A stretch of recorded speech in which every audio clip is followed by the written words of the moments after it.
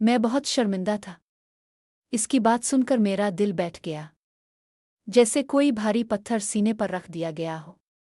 मेरी आंखें नीची थीं और जुबान से कोई लफ्ज़ निकलने का नाम नहीं ले रहा था।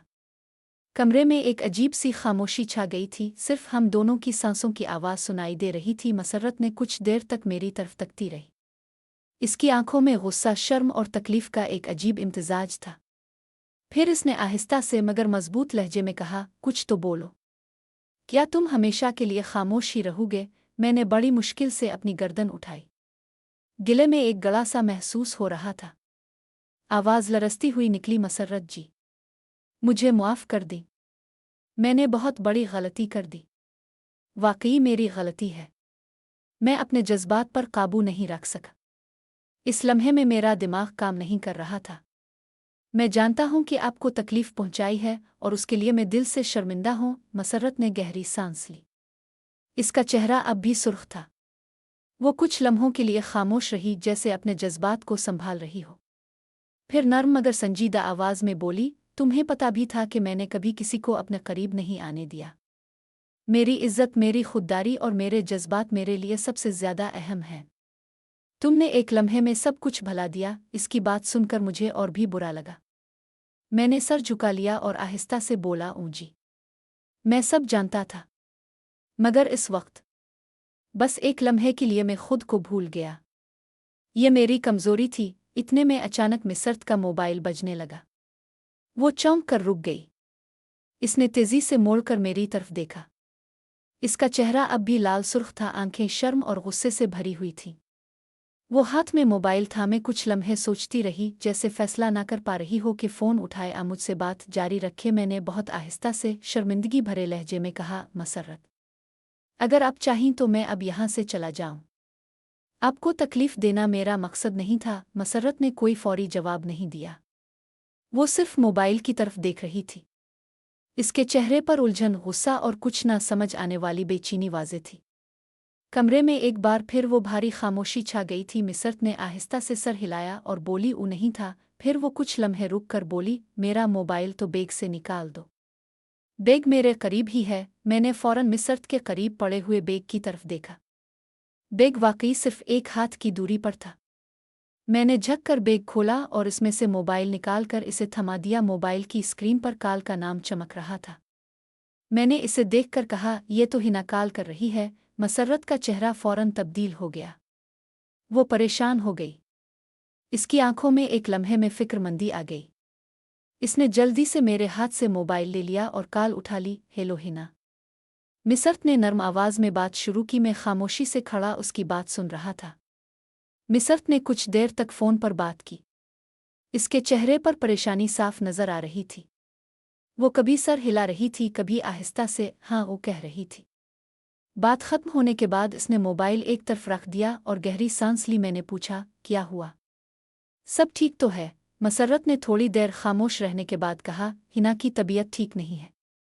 इसने मुझे अपनी जगह ड्यूटी पर आने के लिए बुलाया है। वो कह रही थी कि वो हॉस्टल आकर आराम करना चाहती है। इसकी हालत बहुत ख़राब लग रही थी। इसकी बात सुनकर मैं भी फिक्रमंद हो गया। मिसरत का चेहरा अब परेशानी से भरा हुआ था। वो सोच में पड़ गई थी कि क्या करे। एक तरफ मेरी वजह से पैदा होने वाली तकलीफ थी, दूसरी तरफ हिना की बीमारी और ड्यूटी की जिम्मेदारी थी। मसर्रत ने आहिस्ता से कहा, मुझे अब जाना चाहिए। हिना इंतज़ार कर रही होगी। वो उठने लगी। उसके अंदाज में अब भी शर्म और उलझन नुमायां थी, लेकिन हिना की फिक्र इस पर गालिब आ रही थी। उसके पेट में दर्द है। ये सुनकर मैंने मसर्रत की तरफ देखा और आहिस्ता से पूछा, क्या मौड है अब? मसर्रत ने शर्म से आंखें नीची करते हुए बहुत आहिस्ता आवाज में कहा, अब तो सब कुछ हो चुका है। अब तुम जो करना चाहते हो पूरा कर लो, फिर हम दोनों चलते हैं। मैंने खामोशी से सर हिलाया और आहिस्ता से कहा, ठीक है। इसके बाद मैंने बहुत एहतियात और नरमी से दोबारा इसके करीब आना शुरू किया। इस बार मैं बिल्कुल आहिस्ता आहिस्ता और बहुत आराम से आगे बढ़ रहा था। मेरा दिल चाह रहा था कि इसे कोई तकलीफ ना हो। मैं बहुत सब्र और नरमी के साथ आगे पीछे हरकत कर रहा था, लेकिन मसर्रत के चेहरे पर अब भी तकलीफ के आसार साफ नजर आ रहे थे। इसकी पेशानी पर हल्का सा पसीना आ गया था, आंखें बंद थीं और होंठों को दांतों तले दबाए हुए थी। इसका चेहरा बता रहा था कि इसे अब भी तकलीफ हो रही है, हालांकि मैं बहुत नर्म और एहतियात से कर रहा था। मैं खुद भी बहुत जज्बाती और बेताब था। इसकी गर्मी और कुर्बत से मुकम्मल तौर पर भरपूर था। हर हरकत के साथ एक गहरा एहसास था, लेकिन मैं बार बार खुद को कंट्रोल कर रहा था कि कहीं इसे ज़्यादा तकलीफ ना हो जाए। तकरीबन 5 मिनट गुजर चुके थे। मैं अब भी बहुत आहिस्ता और नरमी से हरकत कर रहा था। मसर्रत की सांसों की रफ्तार बढ़ गई थी। मैं महसूस कर रहा था कि मेरा वजूद उसकी गर्मी में मुकम्मल तौर पर घुला हुआ है। मसर्रत ने आंखें बंद किए हुए थे और चेहरे पर एक अजीब सी कैफियत थी, तकलीफ और एक नई सी बेचैनी का मिलता जुलता एहसास। अब तक हम दोनों एक दूसरे की गर्मी और कुर्बत में मुकम्मल तौर पर घुल चुके थे। मसर्रत की सांसों की रफ्तार तेज़ी से बढ़ रही थी। उसकी आवाज़ में दर्द के साथ साथ एक नई सी लज़्ज़त और बेइख्तियार कैफियत भी शामिल हो गई थी। मसर्रत ने अपने को आहिस्ता आहिस्ता आगे पीछे करना शुरू कर दिया था, जैसे अब वो खुद भी इस लम्हे का हिस्सा बन चुकी हो। ये देखकर मेरे अंदर भी एक तेज़ लहर दौड़ गई। मैंने अपनी रफ्तार थोड़ी सी तेज़ कर दी, लेकिन फिर भी पूरी नरमी और एहतियात के साथ। अब मुझे भी बहुत गहरा सुकून और लज़्ज़त महसूस हो रही थी। मसर्रत की कुर्बत ने मुझे एक अलग ही दुनिया में खींच लिया था। उसकी हर हरकत के साथ एक अनोखा गहरा और नाकाबिल बयान एहसास था। मसर्रत की आंखें नीम बंद थीं, इसका चेहरा सुर्ख था और सांसों की आवाज़ कमरे में गूंज रही थी। वो अब खुद को मेरे साथ हम आहंग कर रही थी। लहजे में इसका नाम लिया, मसर्रत। वो कोई जवाब न दे सकी, बस एक गहरी सांस भर कर अपनी पेशानी मेरी तरफ देखा। इस लम्हे हम दोनों के और जज्बात एक दूसरे में मुकम्मल तौर पर घुल मिल गए थे। मैंने मसर्रत की तरफ देखा और आहिस्ता से पूछा, अब मैं थोड़ी तेज़ हरकत कर सकता हूँ? मसर्रत ने पीछे मोड़कर मेरी तरफ देखा। इसके चेहरे पर एक शर्मामेज़ नशीली सी मुस्कुराहट आ गई। इसने नर्म नज़रों से मुझे देखा और एक बार आंख मार दी। इसकी आंखों में एक खास सी चमक थी जो मुझे सब कुछ समझा गई।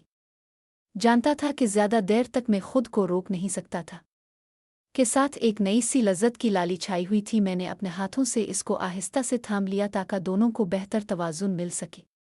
कमरे में सिर्फ हमारी तेज़ होती सांसों की आवाज़ और दिल की धड़कनें गूंज रही थीं। इस लम्हे हम दोनों एक दूसरे की शिद्दत और कुर्बत में मुकम्मल तौर पर खो चुके थे।